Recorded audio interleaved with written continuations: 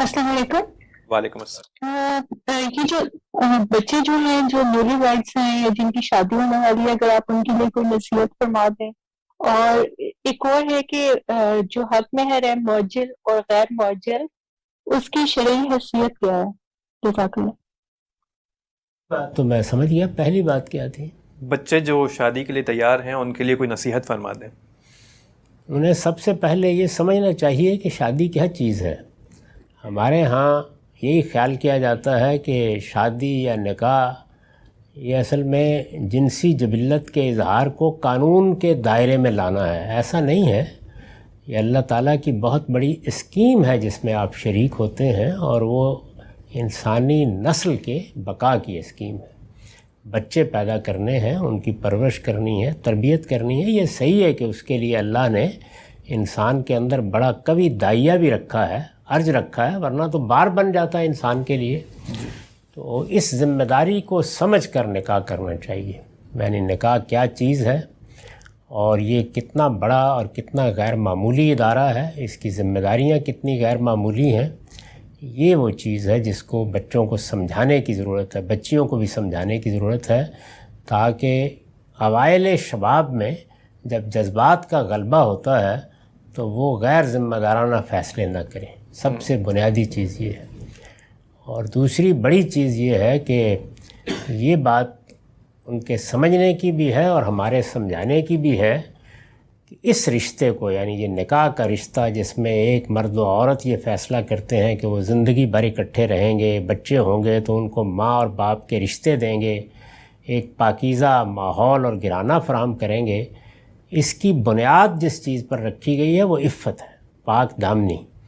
اسی لیے قرآن مجید نے اس کو شرط بنا دیا ہے، یہ بتا دیا ہے کہ کوئی بدکار آدمی یہ تصور بھی نہ کرے کہ وہ کسی پاک دامن خاتون سے، اسی طرح کوئی پاک دامن خاتون یا کوئی اور اس طرح کی خاتون، وہ یہ تصور بھی نہ کرے کہ وہ کسی بدکار سے شادی کرے گی، یعنی اس کو حرام قرار دے دیا گیا ہے۔ وَحُرِّمَ ذَلِكَ عَلَى الْمُؤْمِنِينَ۔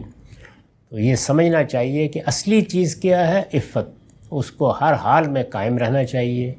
اس میں اگر خدا نخواستہ کوئی غلطی ہو جائے تو آدمی کو فوراً پلٹنا چاہیے، کیونکہ یہ خاندان کا ادارہ عفت کے محکم رشتے ہی سے بنا ہوتا ہے۔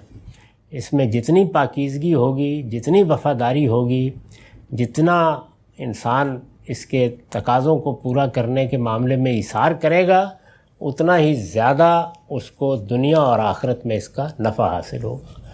اور دنیا میں بھی انسان اگر بڑھاپا اچھا گزارنا چاہتا ہے اور اپنے گھر میں وقار اور عزت حاصل کرنا چاہتا ہے اور اپنے بچوں کی نگاہ میں بھی ایک آئیڈیل باپ کے طور پر زندگی بسر کرنا چاہتا ہے، تو اس کے لیے سب سے بڑی چیز ماں کے لیے بھی باپ کے لیے بھی عفت ہی ہے، جس حد تک بھی اس کو ملحوظ رکھا جا سکے۔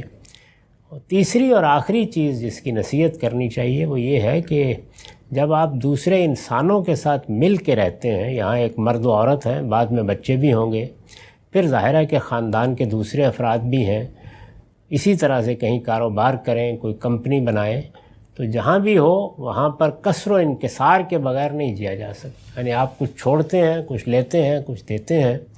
اگر یہ چیز نہ ہو اور آدمی صرف لینا ہی جانتا ہو تو وہ کسی بھی ادارے کو تباہ کر کے رکھ دیتا ہے۔ تو یہ ہو نہیں سکتا اس وقت تک جب تک کہ ہم یہ نہ جانیں کہ ایک نظم کے ساتھ چلنا ہے۔ اگر کوئی آدمی ذمہ دار بنایا گیا ہے تو اس کے ساتھ ہمارا رویہ وفاداری کا ہونا چاہیے، محبت کا ہونا چاہیے، احترام اور عزت کا ہونا چاہیے، اور ایک نظم اور نظم کے تقاضوں کو پورا کرتے ہوئے شان کے ساتھ زندگی بسر کرنی چاہیے۔ یہ باتیں ہیں جو بتانے کی ضرورت ہے، اور یہ بہت اچھے طریقے سے لوگوں کو بتانی بھی چاہیے۔ دوسرا سوال کیا تھا؟ غیر معجل اور معجل حق مہر۔ جی ہاں، حق مہر تو اصل میں یہ ہے کہ آپ اپنی اہلیہ کے ہاتھ پر رکھیں، بس یہ ٹوکن ہے، علامت ہے اس بات کی کہ مرد نے اس کے نان و نفقے کی ذمہ داری اٹھا لی ہے، اس کی علامت ہے۔